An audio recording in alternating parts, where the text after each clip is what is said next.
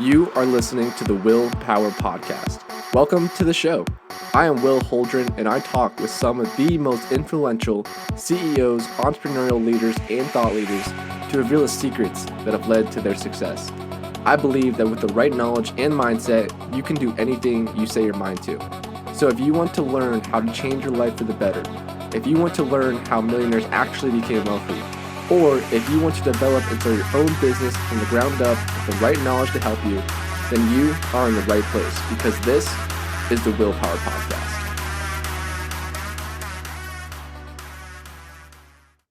How are we doing, everyone? We're back here for our next Q&A episode, which is going to be happening every single Wednesday from here on out, where we are going to be answering your guys' personal questions. Once again, you can submit your questions by going to these episodes, going to the description of the episode, and submitting them to the email listed there. Again, that email is going to be will@orientproperties.com. Submit your questions there, and our team will take them in. We'll analyze some of the best ones, and hopefully your question will be answered in the following week. So I'm super pumped up for this week's Q&A session. We got some great questions coming in.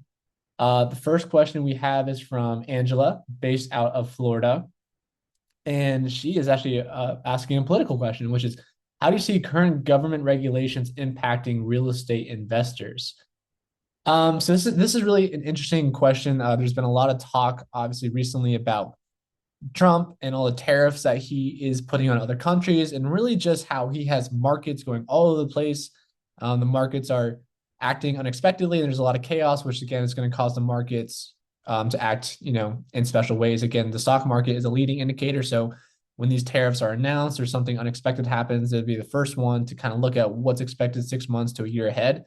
And that's how the market is going to act going off of those numbers. What's interesting is that right now, inflation is actually at a pretty reasonable level. It is close to now 4%, which is close to the regulated level that the Fed really wants to see. On top of that, there's other really good indicators that you guys should be taking a look at. One of which is CPI and just inflation levels. So CPI and also PPI. CPI is Consumer Price Index, and PPI stands for Producer Price Index.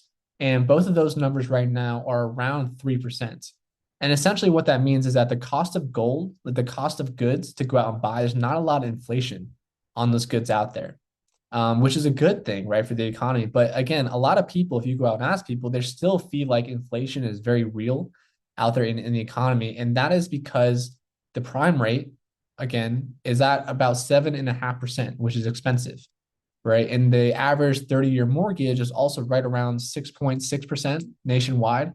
So while the cost of goods may be at a lower level, if you have to borrow money to acquire those goods and the cost of acquiring money, that is a high value, then people are still going to feel that inflationary pricing, right? So again, that is why the economy is kind of acting a little bit weird in that direction. And when you're talking about specifically real estate investors, one of the things that you want to see is interest rates go down, right? And right now, like I just mentioned, the 30-year mortgage, that's still pretty high. The prime rate is still pretty high.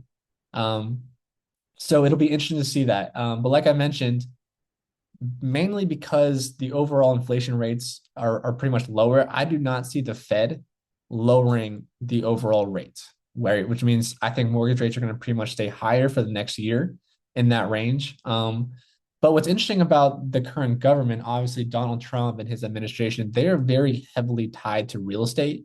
So you got to think about, what do you think the end game is going to be for these people? And in my mind, if I'm Donald Trump and I have a lot of interest in real estate and it's very unaffordable for people to go out there and buy a home, and a lot of people are not going to be refinancing because the rates are so much higher. They want to stick to the low rate. If I'm Donald Trump, I want to find a way to make sure that these rates go lower. I want to force the Fed's hand to do that. But again, the Fed are not going to lower mortgage rates as long as inflation stays low and unemployment stays low as well. And right now, unemployment is pretty much right around the standard level of about 4%. Which is pretty good, which means that if anyone really wants a job, they can go out there and get a job right now in that economy, which is great. But another important factor to look at is the government spending. And I think this is really where this administration is going to make their push to help lower overall mortgage rates at the end of the day. I mean, if you look at what happened last year in 2024 under the Biden administration, the total government spending, I don't know if you guys know this or not, was actually right around 29 trillion. Sorry, the total GDP was right around 29 trillion. 29 trillion with a T, right? That is a lot of GDP. And that's actually was growth over the previous year before that. So again, we had high GDP in 2024. Now the amount of government spending in correlation to GDP was right around 6.7 trillion, right? In that range. And so if you take that a percentage, that means that they spent about 23% of the total US GDP, right? So that means that our government spent 6.9 trillion within our own country, right? And that factored in to be about 23% of our total country's GDP for the year of 2024. Now, again, that's about a 23% ratio. Now, the Republicans, they are typically be a party that likes to see lower government spending at the end of the day. So one of the things that we can look at and kind of expect to see is that the government is going to try to lower their spending. And again, you're seeing that with the DOGE, the Department of Government Efficiency that Elon Musk is now heading, that Donald Trump appointed Elon Musk for. So you're going to see these programs like DOGE come in here and try to cut out government spending and find wasteful spending and really try to lower that spending. And so what's interesting is that if Trump and the administration lowers the overall government spending from the previous year 6.9 trillion to, let's say, below 6 trillion or around 6 trillion, then that is going to decrease the overall GDP that we have as a country. And again, that number was about 2.8% of growth in 2024. But in 2025, if we have lower total government spending, then the overall total US GDP is going to be lower as well, which means that it's going to look like we have a lower growth rate. And with that as one of the factors, I mean, that is something that could cause the Fed to actually go out there and lower mortgage rates at the end of the day. So if I'm a real estate investor, I'm not expecting rates to get lower anytime soon, just because key indicators like inflation, like unemployment, they're actually relatively low.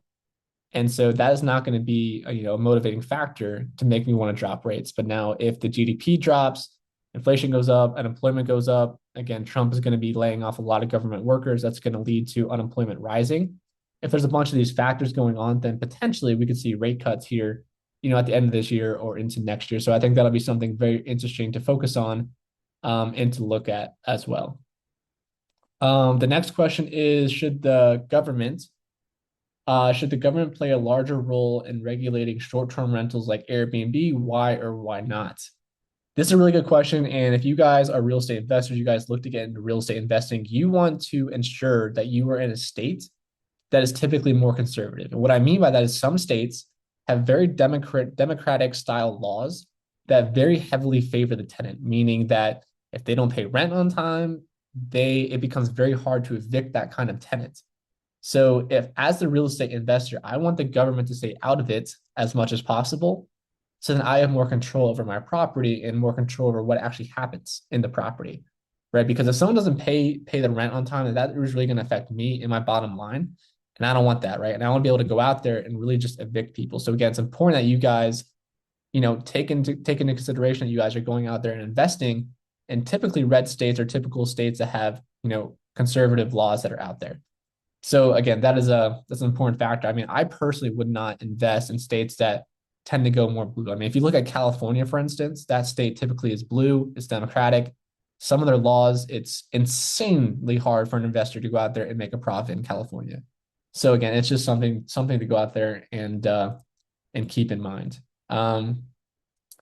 Next question. We have a question here that came in from Kellen out of Texas. And Kellen asked, what impact do rising property taxes have on long-term buy and hold strategies? So typically as an investor, your property taxes are probably going to go out or go up just about every single year. I mean, this year in particular, I know a bunch of other real estate investors that saying that their property taxes have nearly tripled. And this definitely puts a dampen on their overall bottom line. And just the overall profitability you're going to make off of that market. So it's something to expect as an investor that your taxes are going to go up. There's not much you can really do about it. I mean, you can argue your taxes. You can take that to the state and try to fight it about how much they're increasing it. And sometimes you'll get a lower amount of increase. So I think it is worth it depending on how big the jump is. But again, that's going to take resources, take some costs to go out there and even just fight those increases in taxes. But with that said, I mean, at the same time, taxes might be increasing, but at the same time, rents should also be increasing year over year, right? Just because you should be matching inflation. So your overall total revenue you should be generating should match the rise of expenses. But again, it depends, and that's definitely something to keep in mind is how fast property taxes rise. And just make sure you guys are aware of that. The next question, this is actually a really good question, is from Daniel, based out of Atlanta, Georgia, actually. Nice to meet you, Daniel. And Daniel asked, is now a good time to invest in real estate, giving rising interest rates? Why or why not? So I always like to say, and a lot of people also like to say, that the best time to buy real estate is now, right? I mean, if you typically historically look at real estate, the values are going to be appreciating. I mean, sure, you might get a little ups and downs in markets going forward, but I think it's always a good time to go out there and try to get a property, right? Just make sure that the numbers works. And what's interesting is that if you can find an investment in property in today's economy that actually cash flows with even with a high interest rate, then that's fantastic, right? Because now you know that this property is going to cash flow with a high interest rate. And then fast forward a year and a half, 2 years, 3 years, if that rate comes down, now you can refinance. Again, you have to pay closing costs again when you do that refinance, but you can then get a lower interest rate, which is going to overall decrease the amount you're paying out for your mortgage that's being amortized over time. Now, for you guys out there that are looking to get a property, I think it's also important to keep in mind that you have a choice between choosing an interest-only loan, where you're only paying the monthly interest every year. You're never really driving down that overall mortgage value, or you can choose to pay a loan by amortizing it, which means you're paying down the principal and interest over like a 30-year time period, for instance, where after 30 years, that loan amount is going to be zero. Now, while it might sound great to be amortizing a loan, I always like to keep in mind that I always like to keep as much cash in my pocket as the investor as much as possible rather than giving that cash to a bank. So, contrary to popular opinion, I personally prefer to have interest only loans. Why? Because your monthly payment is going to be lower, which means you can have more cash into your pocket. And at the same time, the property should be appreciating over time, right? And so if it moves in that positive direction, not only you're going to keep more cash for yourself, you're not giving the banks more cash, but you still can be in a very profitable position years down the road because of how much your property appreciates over time. And obviously that appreciation minus how much you actually owe on the property, that's going to be your net gain. And that is going to be what you're taxed on. So I think it's always a great time to get into it. And in fact, I think it is actually an excellent market condition right now to go out there and look to buy properties. Because rates are high, you're actually going to be able to find more properties, and there's going to be less competition for people out there trying to buy properties. If you guys remember around COVID, that area when rates were super, super low, everyone was out there overbidding on properties. I mean, it's not uncommon to see a property go out there where they're getting offers that are $30,000 above listing price. Nowadays in this market, the markets have shifted, right? The rates are higher, there's less competition out there. And so you can really drive the overall price down of what you see on a listing, and you can get into a property at a really good starting point. And to me, it's important because in real estate, you really make money on the buy and how much money it takes to get into that property. So I think now is an excellent time to get going and to go out there and really just look for a property, mainly because you can get into properties at a great deal that you probably couldn't do about a couple of years ago. So it's definitely a great thing to keep in mind. The next question I see is we got Leonard. We got Leonard out of California, and he asked, what are the first initial steps to starting an LLC, and would you recommend buying a investment property in an LLC? So great question. And of course, I would always recommend putting an investment property into an LLC, mainly because you're going to get that liability protection, which means that if something happens at the property, you get sued.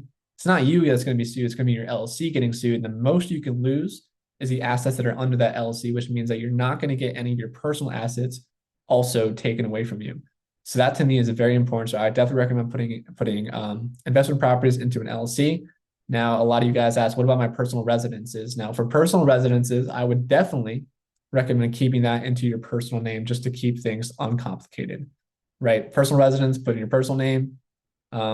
Investment properties, go ahead and put that in an LLC and make sure the title is under your LLC's name. Now, the mortgage of that it's still going to have to be in your name or even a co-guarantor's name. So the mortgage is not going to be under your LLC name. The mortgage is going to be under your personal name or under your business partner's name or under any co-guarantor's name. So again, the mortgage is a different document than the title. Again, the title can be actually put, and it should be put into your LLC name.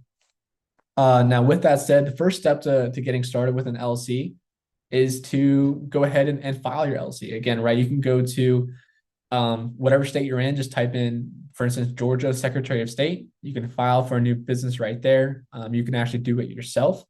It's a pretty straightforward process. You just need to pay attention on what tax type you want to be.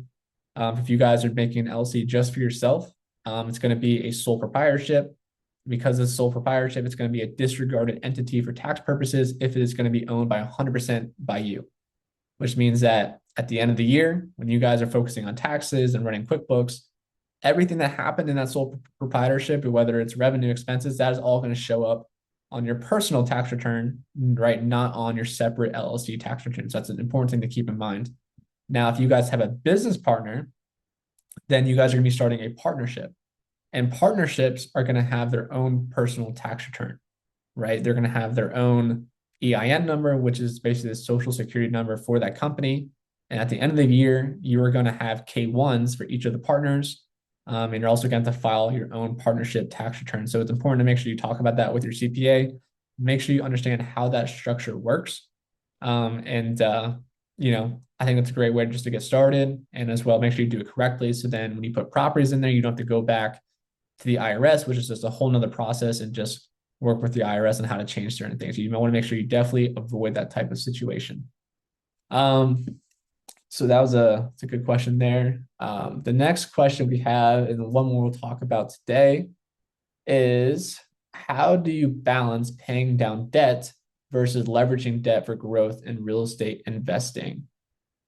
So there's definitely a difference between good debt and bad debt, and we constantly talk about this on the show. I would rather go in debt purchasing assets that can actually be cash flowing assets rather than going out there, for instance, and purchasing a brand new car. You're spending all that money, you have all that debt, and that car just depreciates about 20 to 30% as soon as you drive it off the lot. Right? That's the kind of debt that you want to avoid. But debt in real estate, I think, is a great way to help yourself grow. And it's a great way to leverage other people's money. Like I said before, the bank is the best business partner you can have.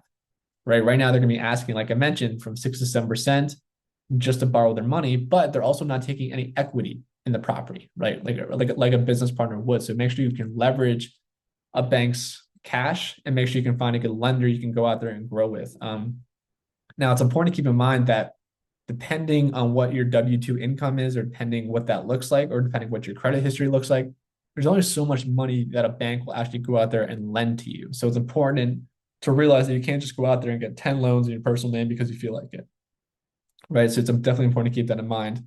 But there are ways to mitigate that, right? There's something called a DSCR loan, which is a debt service to coverage ratio loan. And what that does is that this is a loan where they will actually give you the loan, not based off of how much money you make and only off of how much money you make, but also they will give you that loan based off how much potential revenue that investment property can produce every single month. And if that revenue from tenants will be enough to cover that loan. So for investment properties, I would definitely recommend doing a DSCR loan. That is currently what we're doing on our first property in our investment company. So it's a great way to get into the game, especially if you don't have a ton of W-2 income. But again, it's also important to make sure you work on building up your credit, make sure you have stable income coming in so banks can see that as a positive, and that'll really help you guys grow over time. So all really good questions tonight. I hope you guys enjoyed tonight's episode of Q&A. And once again, if you guys want to submit your questions, go to the description of this episode and submit those questions to will@orientproperties.com. Again, you can find that email at the bottom of this episode description, and I'd be happy to answer you guys' questions going into next week. So with that being said, I hope you guys have an excellent week, and I'll see you guys next week.